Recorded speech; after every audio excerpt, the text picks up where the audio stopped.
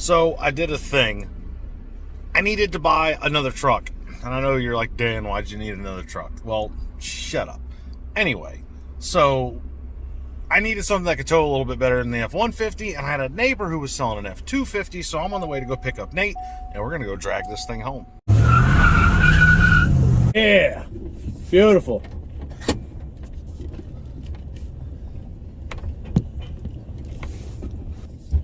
All right, so Nate's dragging us home right now.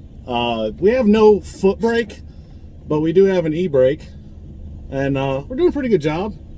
We're up to like 12 miles an hour, so, you know, we're getting there. And here she is in all her glory. 94 F250 7.3 turbo IDI with the mechanical injection. Let's dive in and take a look at what I did. Well, first of all, I absolutely needed something that was better for towing, a little bit larger capacity, hence the 250. You got the big old axles in the back. And interior is really not in bad shape in this thing. Look at this, pretty clean. Got a little over 200,000 miles. Dash panel's missing, you know, nothing major. It's in good shape. There's already a bed mat in there and a toolbox. The body's in great shape. No rot or rust anywhere. Look how nice the frame is. Just a little bit of surface rust on that. Pretty normal for this area, but can't complain. Really hard to find one like this. So this is kind of weird because this is my first diesel truck that I have owned. Now, this is not strange to most people because a lot of people have never owned a diesel truck. But for me, it's strange because my 20-year career as a professional technician, 10 of that was spent in heavy duty and diesel with trucks and equipment, and I just never got one for myself. But we need one, so I got one that was as simple as I could, because usually it means less headaches.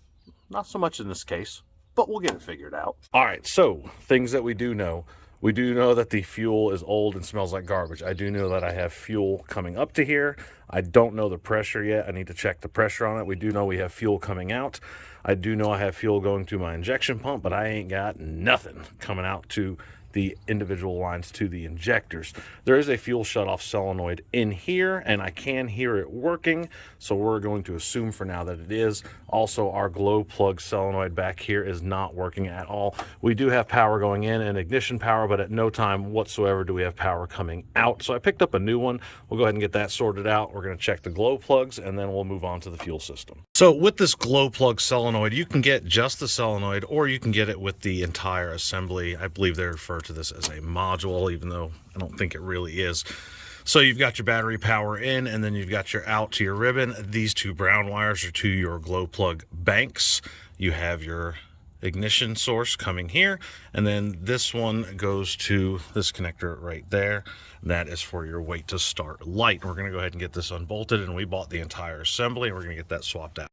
You hear that? They're working. Well, as you can see here, this filter's been on here for a while. It's pretty rusty, and we're going to go down there to the mechanical lift pump, and we're going to actually run that out of a diesel can with clean diesel in it and bypass the fuel tanks for now and put a new filter on. So you can see down there, well, you kind of, there we go, we're going to focus. We got our line right there running into fresh diesel, new filters on there, and we spun it over for a pretty good long time, and we had fuel coming out earlier and we don't now. As you can see, there's nothing. Also, you always want to check this O-ring, see if it'll focus. These O-rings can get dry and then they will suck air, so you want to make sure you get those taken care of. So since we're not pumping fuel, we're going to replace that mechanical lift pump next. So we've got fuel pressure, we've got fuel coming out. We fixed these little fuel line seals right here, these little rubber seals. They are notorious for going out. Now that we've got fuel, we are 100%, we've got fuel and good pressure going to our injection pump, and we're still just not getting the fuel out, and we know that the fuel shutoff solenoid is working. We're going to rip it off. We're going to take this pump off. We're going to take it over to Carolina Fuel Injection and have them take a look at it. The injection pump is back, but before we put it on, we're going to work on the fuel return lines. Let me show you what those are and what's involved. These little plastic pieces and these jumper lines, that's your fuel return system. Now, when you just pop these off, you'll see that there's O-rings down here. Some of these were leaking a little bit, so we're going to go ahead and change them. Not only that, this is an inexpensive maintenance item. The kit that comes with all of these fittings, the hoses and the clamps, is only about $30 for both sides. So we're going to get those changed out before we put our pump on. So one other thing is we're going to pull the injectors out. Just a 1-inch socket, twist out, nothing big, because it also comes with these copper washers that seal on the bottom of the injector, and it was a good idea to just pull them out and inspect the injectors. Now some of these are factory Standardine injectors, and you can see it's stamped 593, and some of them are remanufactured and have been replaced, so we're going to go ahead and get these changed out, lube up our O-rings, get them reinstalled. As you can see, we've got our pump on, all the lines are ran, everything's secured, and we've gone ahead and bled it. And we did get it to fire up, and she does run. Give it a couple seconds. Don't mind my dash missing. Runs pretty good, but we have a problem.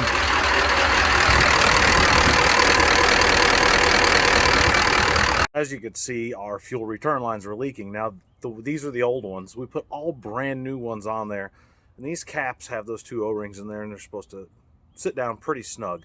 Unfortunately, all those are loose and sloppy, so it may just be a quality issue. I've ordered a different set, but the important thing is it's running, it's working, success. So we'll get this thing dialed in and get these leaks fixed, get it on the road, start test driving it, and turn it into our tow pig.